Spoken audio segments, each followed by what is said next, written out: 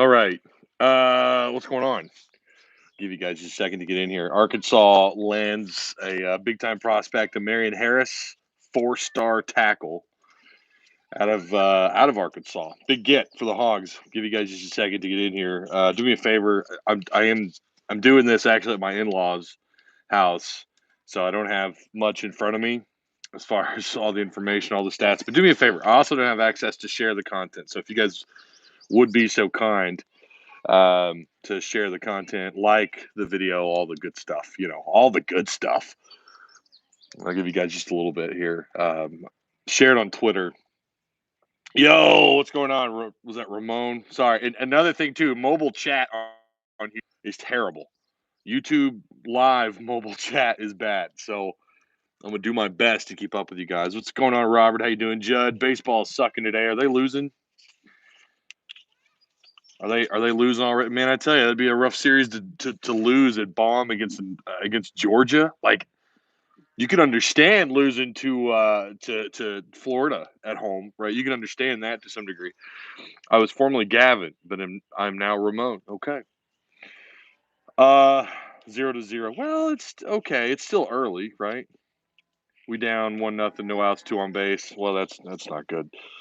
We are a late inning team, but got to play better than what they did last night. I don't know what was up with Powell, man, trying to make too much. His last inning, what was that? His fifth? Should have just held on to the ball. Instead, he tried to make a play, and he, the rest is history. Pitching from Georgia is TE. I don't know what TE means. Yeah, all right. Amarian Harris, 6'7", 370-pounder. I told you guys Friday I felt pretty good about I felt pretty good about Arkansas's chances of getting him. He's a hog. That's the second 4-star tackle the Razorbacks have on this class. His other offers, which are pretty impressive, and from what I understand, were all absolutely committable offers. But he picked Arkansas over Ole Miss, TCU, Tennessee, and Texas A&M. So that's pretty special. It's pretty good. It's hard. It is hard to take something out of this. It's hard to recruit in the backyard of Arkansas, especially in a position of need. Not that Arkansas hasn't lost players to out-of-state schools before. We know that. I mean, you can go way back, like 20 years plus, like big-time prospects coming out of the state of Arkansas that go elsewhere, even for smaller schools. Look at Memphis when they picked up, was it D'Angelo Williams? You guys remember that? Picked up D'Angelo Williams. That was a heartbreaker, and then you could fast forward to Michael Dyer, Alty Tenpenny. Just last year, you had your number one player in the state go to A&M. This year, you've got Santagna, who's committed to Texas A&M. It is a huge get. I agree, Alex. What's up, Ty? How you doing, Hoyt? How's it going, man? You guys, again, do me a favor. Slap a like on this bad boy. Do me a favor. Just slap the like. You can probably hear the cattle and the kids. They're out here running around.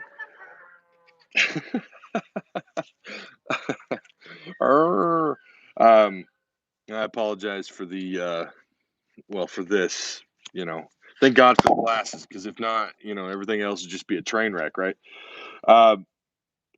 Yeah, it's a good get. It's a great get for Arkansas. It's going to help them in their rankings a little bit.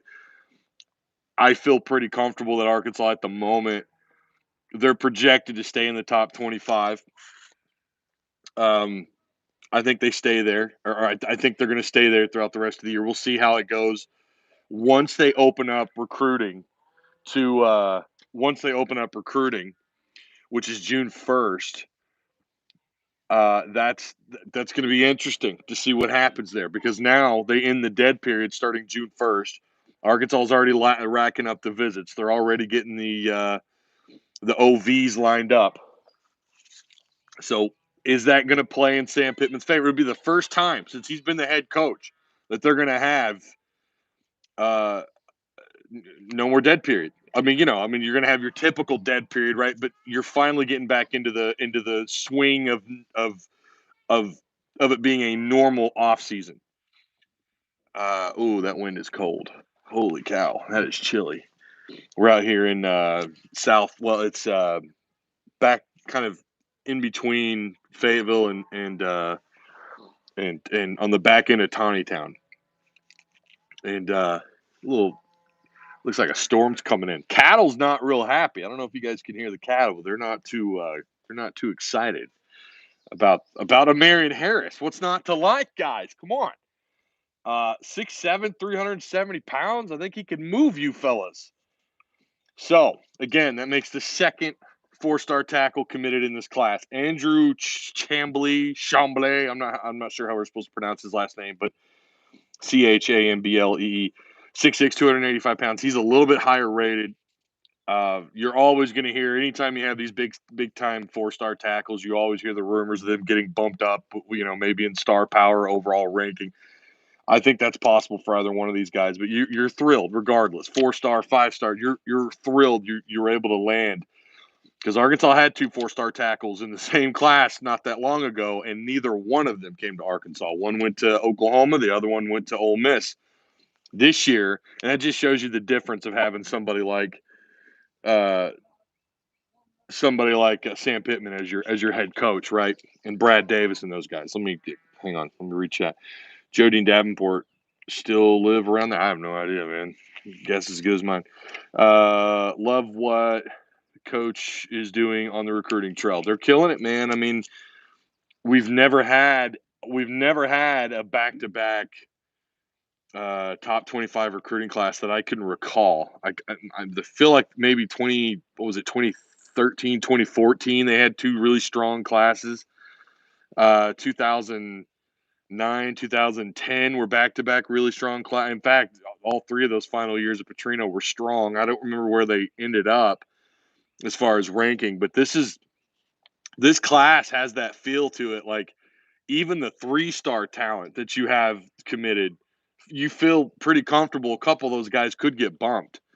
So we'll see where they go from here on out. But I feel pretty confident. They're talking to Isaiah Centegna, the 4-star out of Fayetteville, the number 1 player in the state. They're still all over him. And there's people that believe there is a window of opportunity. As long as the Razorbacks don't back off, they keep doing what they've been doing on the recruiting trail, especially with this new receiving coach and with Kendall Briles, anything's possible. I would say right now, and I've had people ask me about Centegna, I would say right now, not likely he switches, but anything can change between now and February. So, yeah. Do me a favor, if you guys haven't already, subscribe. I'm sure a lot of you have that are in chat. There's a couple dozen of you in here. Do me a favor, hit the like. Share the content across social media. Share it across social media, brother. I'm feeling pretty good, man. Happy Mother's Day, by the way. I don't know if Kelly Marie is in chat or not, but happy Mother's Day to her and all the moms that watch. Hope you guys are having a good one. I'm gonna go in there. We're father-in-law's cooking something. I'm not sure. Maybe hot dogs or something. We're about to chow down here in a minute. But I hope you guys all have a wonderful, happy Mother's Day. Let me see if there's anything else in chat here. I tell you, this is my biggest complaint about YouTube mobile here, the live. Anyone on the radar hogs are looking at. Well, I mean, there's I'm not entirely sure. I know there's a I don't want to go speculating. I'm sure if you go read, I think 247, I'm sure they'll talk about here soon, if they haven't already, about who's next to commit. I honestly don't know. I'm just behind, like I said, with everything going on in the Hudson house. I don't know who's next. I've heard there's a couple of cats that could commit by June, but I to be honest with you, I heard that about 4 weeks ago, and I don't remember who they were. But I do feel like, I mean, look, this was the most recent one that I had heard was going to commit was Marion Harris. It also had been rumored he was a soft commit, and that there might be someone else that the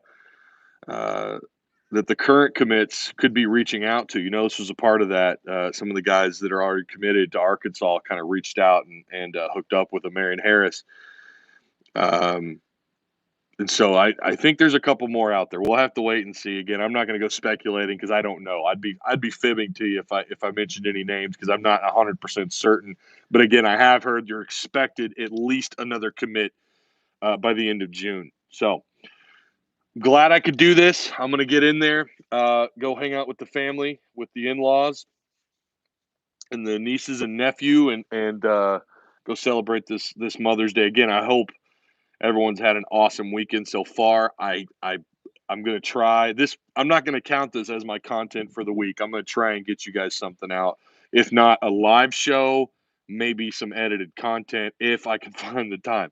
Again, we're walking into testing. This is where things are getting crazy. We've still got softball with our oldest daughter, so it's hard for me right now to even get a single. I mean, look, I'm live streaming from my in-laws' house. This is a first. Like this is I'm doing my best to get you guys content. But again, hopefully I'll have something for you guys this week. And he he will be the next Frank Ragnow. Yeah, Frank Ragnow wasn't 6'7", 380 pounds, but he could be. Who knows? This guy could be phenomenal. He's going to end up tackle is his natural spot. He'll end up. I assume he'll end up at left tackle. But again, him and Chambly, Andrew Chambly, two big time gets, you guys. All right, Woo Pig. I'll probably see you later on this week. Go Hogs.